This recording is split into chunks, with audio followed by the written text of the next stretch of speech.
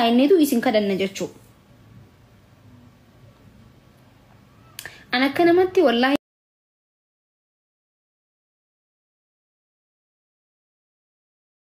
lazim akka Oromootti miti amma kan dhufee sagalee ta'u jiruuf akka namatti nama waan inni boru ilmoo qabaachuu danda'a obboleetiin bachaa jira sagalee ta'aa jira sini galee.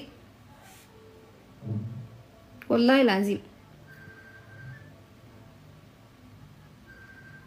በጣም ማለት ጀና አከነትን ዳጋምኔ ጋፈን አከት ዱበዴ ሰገሌ ታዬ ብራዴሜ ዋን ፈዲስ ዋን አንቀጥቃት ጀስ ሙለቱ ባቱስ ሰገሌን አንቴፍ ቡአፊዱ ባቱስ አከነመ ተኮት ገሩ ዮን ሰገሌቲ ፍሪ በነጃን ረፈስኒ ገሌ ማለት ጀና ሚዲያን ፈየደሙ ከነቲ ሚዲያ ኩመ ዲበጃ ኦል ቀበዴ ነመጭና ሚሌና ቀበዴ ታወን ረቲ ilmo daa'ima tanaaf sagalee hin ta'in bu'aan daansii irra dannasuudha osoo hin ta'in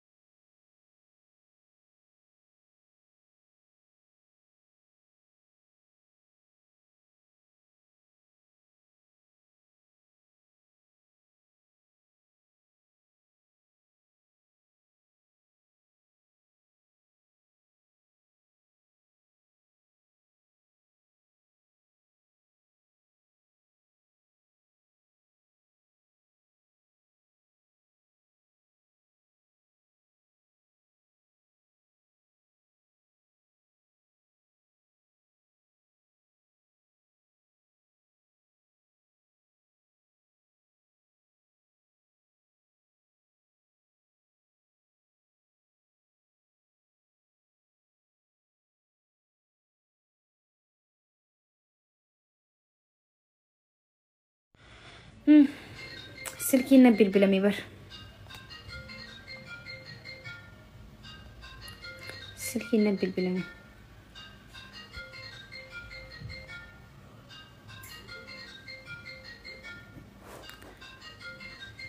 يا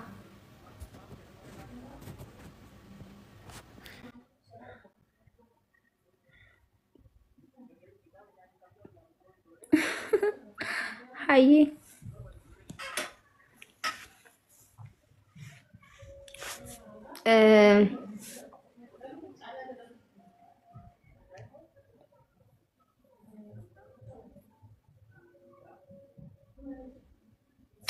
networking kesan dalagu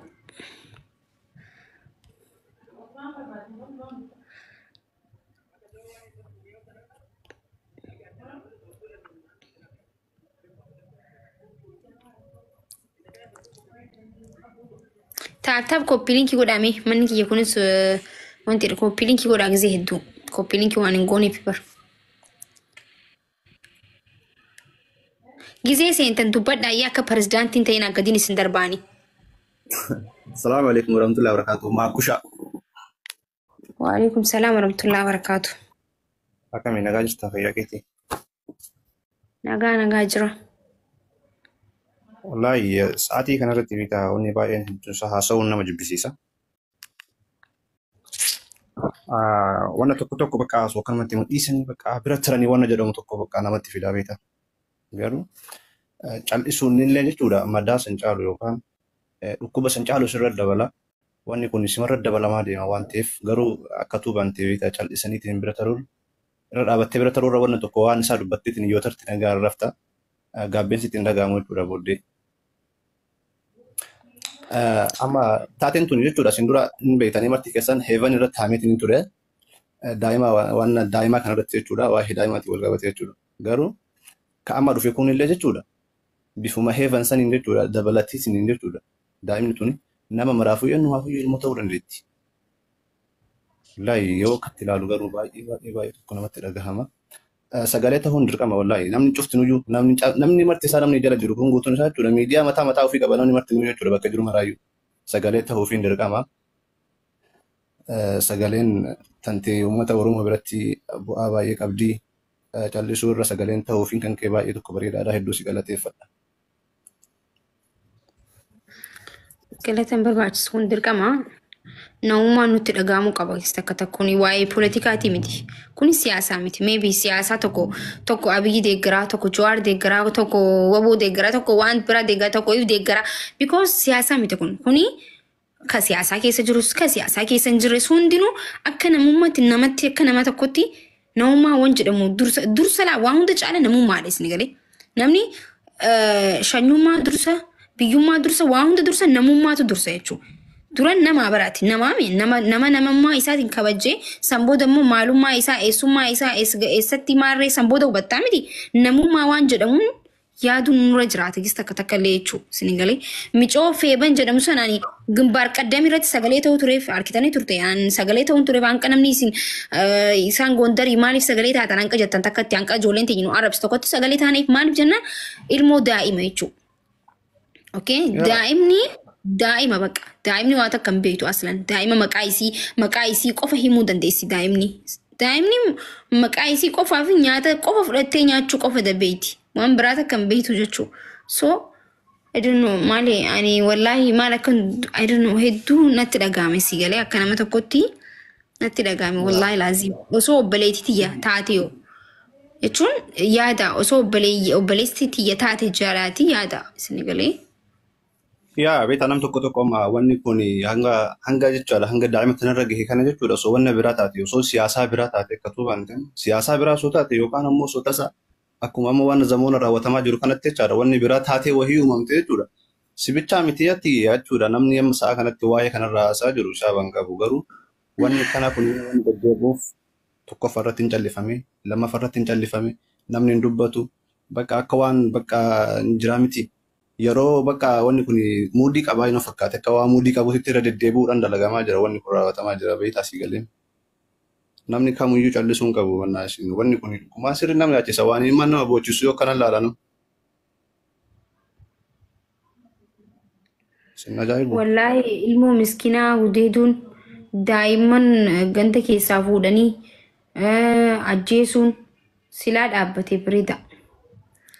Waan kanarratti hojjetu qabna nu hundi keenyaa'u. Daa'ima takka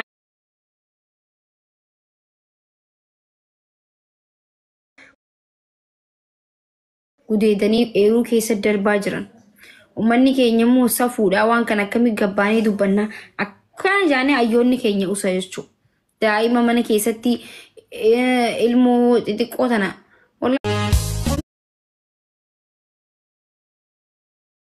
Yaa garuu beektaa wanti kun namni kamiyyuu an kan na dhibe namni tokko bakka akka namummaatu iyyuu yaadu namni tokko beektaa akka namummaatu yaaduu dhiisee bakka akka waan sammuu addaa wayii rabbi isaa kenne kanatti yaada bakka jechuun sammuu waan namni silaa yaaduu hin dandeenye fakkeenyaaf laal nam tokko yoo laaltu jechuudha sammuun isaa tuni bakka watee inni waan inni dalagu hojii isaa fiizikaal isaa waan inni deemu waan inni haasa'u yoo agartu waan ilmi namaa sammuutti hin deemne kana bakka waan inni dalagu.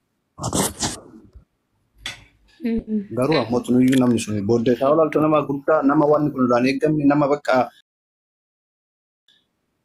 wanni kun inni yaadamaa jedheetiin isa biratti namni hin fudhatamne nama akkasitti waan hin taane fa'aa dalagaa jira beektaa garuu namni kun akkamitti akka inni itti yaadu ayiduun baay'ee tokko sichiin qaballa.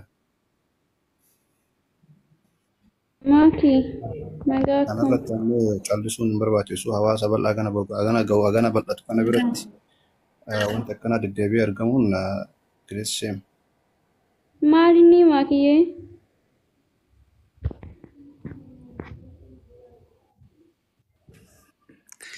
Barani kan dhageenya mala maaliif hin dhageenye ni beektaa sagalee waliif hin ta'an kanaaf bar wanti amma namni hundinuu maaltu ta'e jaa maaliif jaa hin dhagaanii feesbuuka bikka namni guddaan ooluun oolan irra guddaan dhuguma isinii hima tiiktookuma kana keessa ooltan jechuu feesbuuka silaa dheeytan ni arkitan feesbuuka irratti silaa dheeytan nama waan kana hunda nan gaafattan jechuu tiiktookuma keessa noorina tiiktook doomaa nama godha.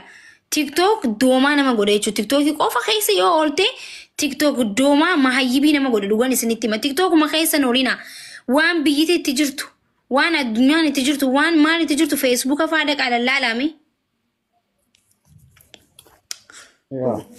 Dhugaa jettan as jala teessan dhageeffadha. Silaas irratti gaafiin argamu. Namni hedduun isaa meesii bichaan namni hedduun isaa hin beeku amma namni jala jiru kun guutuun isaa Hin qalladhaa koo Naam namoota dhaggeeffadha miciyyoo xiqqoo asirratti argitan kun shawaa lixaati. Dhalattuu shawaa lixaa umriin isii 10 kan hin guutiin gudeedanii ajjeesanii mukarratti fannisanii biraa deeman jechuudha.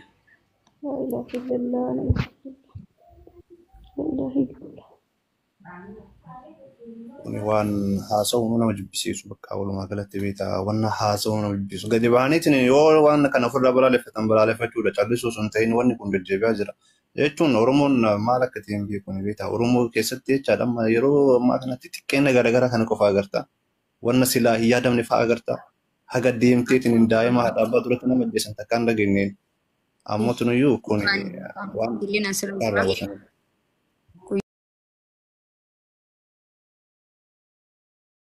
Biyyaan isinitti duute hunuuti ciyyoo daa'ima xiqqoo tana jechuudha.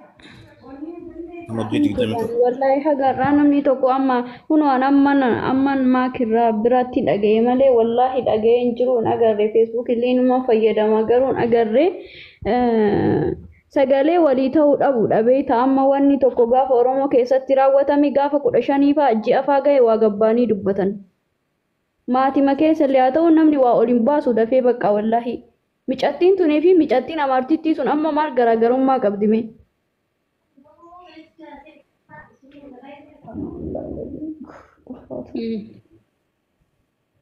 Sagalee taana maatiin miciyyoo kanaa